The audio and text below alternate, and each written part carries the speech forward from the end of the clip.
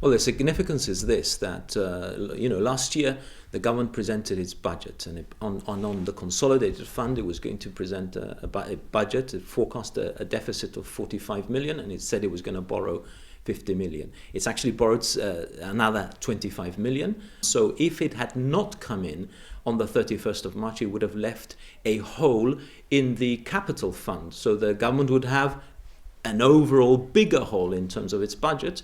It has a hole now because it's running at a loss in terms of its recurrent expenditure. It would have a hole as well in the capital fund. So the significance is that you now have a situation which is what the government forecast it would do, which is to get the premium in by the 31st of March. You asked the government for reassurances that this money is coming from the TNG Foundation and not from the savings bank or from government coffers or from any other government-owned company. Why?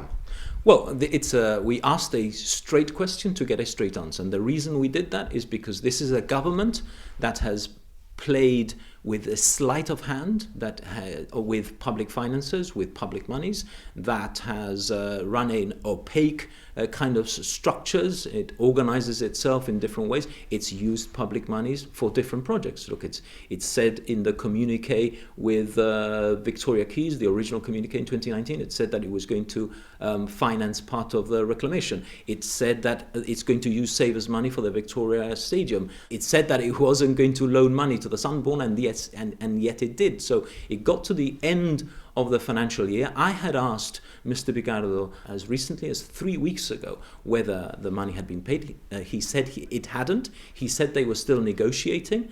I had listened very carefully to what he said in Parliament, and I listened very carefully to what he said on Gibraltar Today programme. I didn't issue the press release until that programme had finished.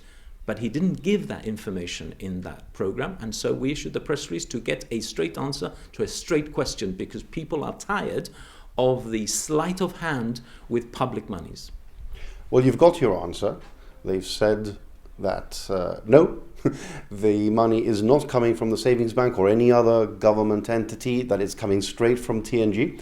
Does that satisfy you? Well, it's obviously welcome that they've given an answer to that issue, and we hope it is an answer that is sustainable over time, because at the back of our minds, of course, we always have the experience that we had many years ago with the Sunborn, where we asked the straight answer, has there been a loan to the Sunborn? They said there hadn't, and in fact there had been. But, subject to that, of course, it's welcome news. And then the attention now goes to the issue of how is the Eastside development going to be conducted. We think, traditionally, our view has always been that there should be sustainable development on the Eastside. It's important for economic regeneration. It's important to finally deal with that aspect of Gibraltar, which has been a permanent eyesore for many, many years. But it's important that that project should be done in a way that does not detrimentally impact on such an important area of Gibraltar, which is Catalan Bay.